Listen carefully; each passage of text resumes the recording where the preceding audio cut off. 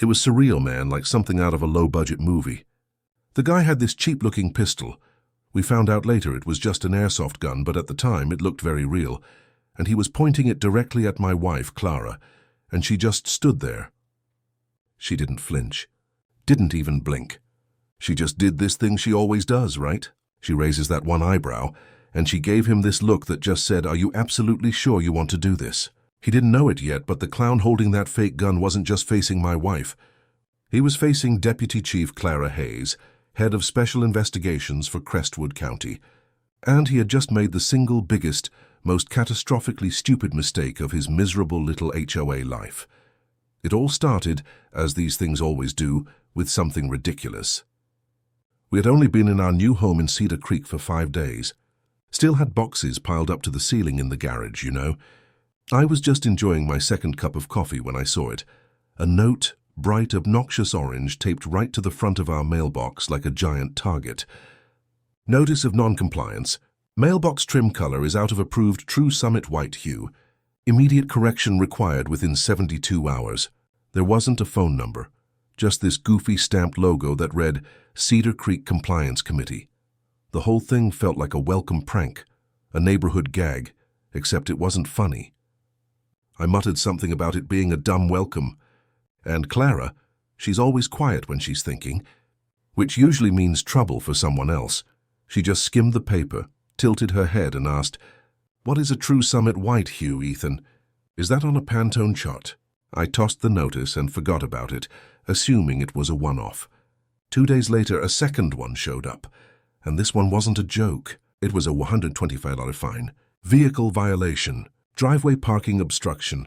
Repeat offenses may result in escalation. Escalation? Our single SUV was parked perfectly centered in our own driveway. Not touching the sidewalk, not facing the wrong way, just parked. I asked Clara, half joking, if we'd accidentally bought into some secret gated community run by toddlers. But she didn't answer. She was already on the laptop. That's her sign. Silence and a glowing screen. I leaned over her shoulder, watching her scroll through the deed restrictions, sipping my now reheated coffee. And then she paused. She highlighted a line in bold, underlined it 3 times, and slowly pushed the screen toward me. This property is expressly exempt from all covenants, conditions, and restrictions, CC&Rs, associated with a homeowners association. We looked at each other. My initial thought was, okay, some bored old guy with a clipboard and too much time on his hands. Clara's thought process was clearly different. She didn't smile. She just saved the PDF with a new simple file name, Fraud PDF. The escalation was immediate and frankly weird. The next morning I was outside trying to trim a hedge that was apparently 2 inches too high, when I noticed this guy across the street. He wasn't subtle. He was aiming a camera with a massive telephoto lens right at our house, specifically the garage door. And he was dressed up. I mean, really dressed up. He had a shirt that said Community Patrol, a badge clipped to his chest and a radio on his belt. But his boots were pristine, his pants were too baggy, and his belt looked like something you'd buy at a police surplus store that only sold props. He was trying to look official, but he just looked like a dollar store deputy. He saw me watching and puffed up his chest, walking over with this self-important swagger. "Afternoon," he said too loudly. "Officer Bryce Thorne, Cedar Creek Compliance Committee." I wiped the sweat off my forehead, forcing a friendly civilian smile that I didn't mean. "Didn't realize we had a compliance officer, Bryce." He pulled out a laminated ID card, holding it like it was the Constitution. I squinted. The expiration date was printed right there. Valid through DEC 2021. It was 2025.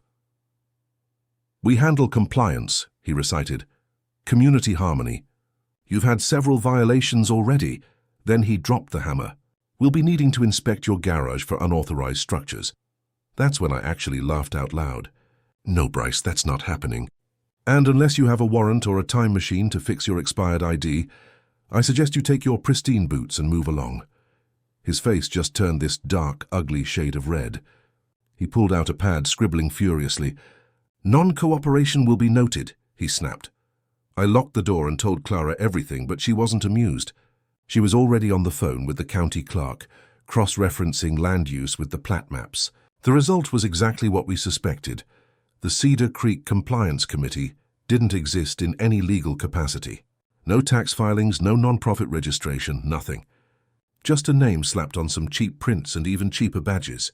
"This isn't an HOA, Ethan," she said, leaning back in her chair. "This is fraud. It's flat-out impersonation of authority. And given that they're actively extorting money, it's organized harassment."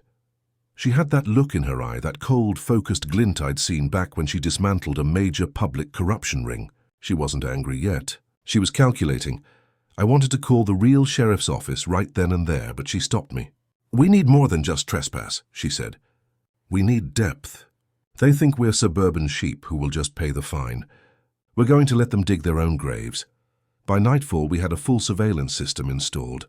4 motion-activated cameras, one above the garage, one disguised in a decorative porch lantern, one peering out from the eaves, and a discreet high-definition camera aimed right at the mailbox post. We were ready for the show. 4 days later, we caught him again. Officer Thorne was walking around like he owned the place, snapping pictures of our recycling bins, pulling out a tape measure for the curb-to-hedge distance. Then he left another orange slip. "Final warning, unauthorized lawn ornamentation." The ornamentation was a small wooden welcome sign Clara's sister had gifted us. That was the last straw. We watched the footage that night, zooming in, enhancing the details. "That radio on his belt? It's a Baofeng programmable," Clara whispered, her face inches from the screen. "Unregistered. That badge. Look closely, Ethan. I saw it then. The emblem etched into the center wasn't just cheap. It was a distorted, low-resolution knockoff of the Crestwood County Sheriff's badge. The star had 6 points instead of 7. The eagle was reversed. They weren't just pretending to be an HOA cop. They were impersonating her department. "That," Clara said, leaning back and folding her arms, her voice now dangerously calm, "is a second-degree felony under state statute. And he just committed it on our porch on camera while trespassing." The game changed completely. Over the next week, neighbors started coming to us in private. Mrs. Petrova, 2 doors down, a sweet retired teacher, whispered that she'd paid $150 for excessive exterior noise because her wind chimes were too loud. Ken, a single dad from the cul-de-sac, showed me a fine for a prohibited recreational structure after his kid's small trampoline was tagged. They were targeting the vulnerable, the kind and polite people who would just pay to avoid trouble. This wasn't about community harmony. This was a grift. We set up an encrypted drive, archiving every citation, every story, blurring the victims' faces but leaving the names of the enforcers, Thorne, Sterling, McCrae, unredacted. The committee, the CCCC, got bolder. They started mailing the citations, probably spooked by our cameras, and they were inventing new laws out of thin air. One letter accused us of willful obstruction of community harmony and cited a made-up statute, Cedar Creek Code 14.3b. Clara cross-referenced it. Pure fiction. That's when she smiled, but it wasn't a happy smile. It was the same look she gives a suspect in an interrogation room right before she drops the hammer.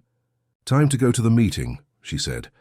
The self-appointed board held monthly engagement sessions at the old rec center down the hill, a building left over from the actual HOA that dissolved years ago. We walked in calmly. A dozen folding chairs, a projector, and Mr. Sterling, the board president. A tall man with slicked-back hair and a voice dripping with used car salesman grease, standing at the front. Thorne was there too, leaning against the wall, smug as a cat that just swallowed a canary. Mr. Sterling was droning on about voting on new vehicle restrictions and monthly compliance evaluations. "Excuse me," I said, raising my hand. "Who exactly gave you the authority to vote on anything?" Sterling bristled. "We are the compliance committee, sir. Maintaining order. Elected by whom?" Clara interjected, her voice smooth and low. Sterling hesitated. "We don't require elections. We are volunteers maintaining the order of this community." "Order?" Clara echoed, holding up a printout of the fake badge photo. "Then perhaps you can explain this." The room shifted. Thorne stood up, his face hardening. "We don't answer to civilians," he snapped. "We enforce the rules. If you have a problem with that—" He didn't finish the sentence. Instead, he reached into his belt, pulled out that black pistol and pointed it at Clara. "Back up."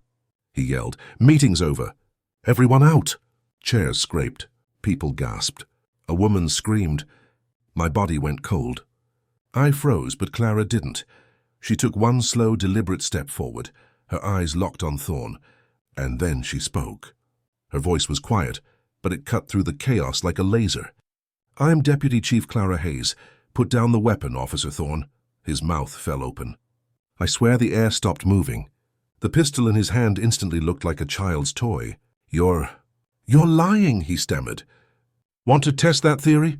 she asked, her voice deadly even. "My dispatch is on a 5-minute check-in, and you just went from criminal trespass to armed criminal impersonation. The second that check-in expires, this place will be flooded with my units." He blinked. He shook. He didn't run. He just opened his hand, and the cheap airsoft gun dropped to the laminate floor with this pathetic, hollow clack. The room exhaled as one. Clara didn't even look at the weapon. She stepped past Thorne, took the projector remote from the stunned president's hand and switched off the screen. "This board is dissolved," she announced to the silent room. "Effective immediately." And nobody dared to disagree. Clara simply reached inside her blazer, where her real police radio was clipped all along, and pressed the button. "Dispatch, this is Hayes. I'm at Cedar Creek Community Center. Suspect impersonating law enforcement is detained. Request immediate response. Advise all units the subject may be part of an organized impersonation ring." The radio crackled back. "Copy, sheriff units en route. ETA 5 minutes. Thorne was sitting down, hands up, looking absolutely tiny. When the real deputies arrived, black uniforms, tactical vests, flashing lights outside, they came in like a righteous hurricane. Thorne was immediately cuffed. The pellet gun was tagged and bagged. The rest of the board members were detained, and that's when we saw the true depth of the operation. They had laminated rulebooks, printed badges, and a binder labeled Escalation Protocols. The instructions inside were chilling. Stage 4 Tactical Deterrent, which literally detailed how to calmly but assertively display a weapon to encourage compliance. The worst discovery, though, was the non-cooperative residents roster. Deputy Ortiz held it up, shaking his head. They were tracking people like a gang unit. Our listing had 9 infractions, including hostile demeanor and the final best one. Possible false ID claim. Spouse may be impersonating officer. They had literally accused the deputy chief of impersonating herself. Clara just smirked when she read that. "I've arrested bank managers who were more subtle than this," she muttered. The total tally showed over $40,000 in fake fine revenue siphoned off. They weren't just playing dress-up. They were running an empire of fear, extorting the elderly and single parents. Clara oversaw the intake from a table in the corner, her face carved from stone. She wasn't smiling. This wasn't a win for her. This was a deep, fundamental cleanup of betrayed trust. 2 weeks later, Clara held a real community town hall. She didn't sneak in this time. She came in full uniform, polished badge, sidearm holstered, silver stars gleaming. She told the crowd, "There is no compliance committee. There is no authority whatsoever behind those citations." She showed them the evidence, the fake badges, the roster. She promised every victim restitution. The cautious hush over Cedar Creek lifted that night. People were talking, laughing, sharing their stories of extortion. Thorne, whose real name was Gregory Dalton, did his perp walk the following Friday morning, right past our driveway. I was trimming the hedges when the unmarked car pulled up. He was in handcuffs, dirty, wearing the same vest. I didn't say a word. I just watched him walk past our mailbox, past the spot where he left that final warning, that sign. Clara had it framed, hung it in her office right behind her desk. Above it, in bold hand-stenciled letters, it simply reads, "Oops, my bad, the best part. Cedar Creek is different now. Neighbors are friends." They threw a block party on the anniversary of the takedown. They called it Freedom from Fines Friday. Clara brought cookies. I brought the Bluetooth speaker and played AC/DC. Clara still gets called the sheriff of suburbia by the kids, and I think she secretly loves it. But it's more than a nickname. It's a message. If you're dumb enough to point a fake gun at a real deputy chief in her own neighborhood, you better be ready to see yourself hanging on her office wall. So tell me, what's the absolute worst, most ridiculous HOA or community rule you've ever had to deal with? Did you fight it? Did you pay the fine? Let me know your story in the comments below, and don't forget to like and subscribe for more deep dives into unbelievable true stories.